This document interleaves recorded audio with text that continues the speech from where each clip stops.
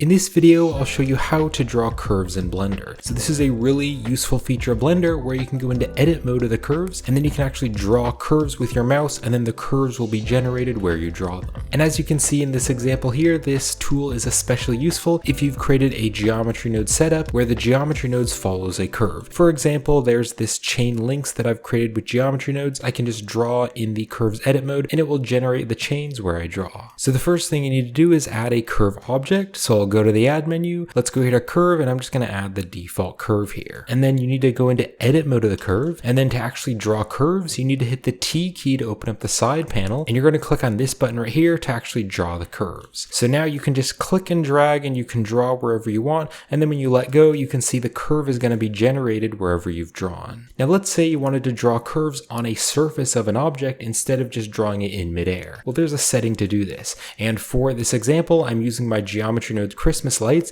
and this is a tutorial that I created a while back, and I'm also selling this as a product. So if you'd like to check that out, I'll have a link in the description to the product page and also the tutorial. So just make sure you're in edit mode of the curve, and again, make sure you click here on the draw feature. Now to actually draw on the surface, you want to click on this little surface button right here. So I can now just click and drag and I can draw here on this plane, and when I let go, you can see that curve is actually following along with the surface of the plane. And it will also work on more complex shapes, for example, this monkey head. Now this here is another geometry nodes product which I've created, my Ivy and Vines geometry node product, and again I have a tutorial on how to create this, and I'm also selling it as a product, so you can find the links to that in the description if you're interested in creating it or purchasing the product. So for this example here, if I go into edit mode and then use the draw feature, you can see that the Ivy and Vines are actually going through the wall. So let's say that I wanted to add an offset so that there's a little bit of an offset and they're coming forward. So again, in edit mode, you want to use the draw feature, you want to click here on surface, but then we want to click on this drop down here, and we can click on this absolute offset. And then there is an offset value here. So if I, for example, turn it to 1, now if I click and drag and let go, you can see there's going to be an offset of 1, so the vines are out here.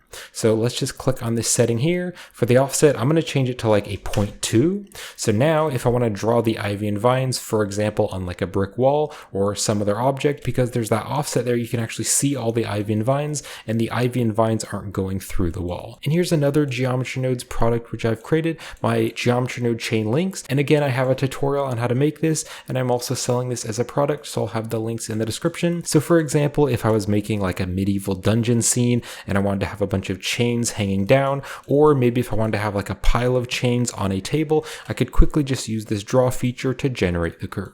And if you're interested in checking out any of my geometry node curve products, then I'll have the links in the description to the product pages and also all of the tutorials. So currently I have the different following products: my geometry node Christmas lights, also my ivy and vines, and my chain links. I also have a brick wall which follows a curve. I also have some hanging paper lanterns, some stylized flowers, and also trees with snow. And all of those geometry node products follow a curve object, so you can draw the curves in the edit mode, and then it will generate the geometry nodes. And if you're a beginner to geometry nodes and you like to learn all the basic fundamentals of geometry nodes, then definitely check out my geometry nodes for beginners tutorial series. So that'll wrap it up for this video. I hope you found this helpful, and thank you for watching.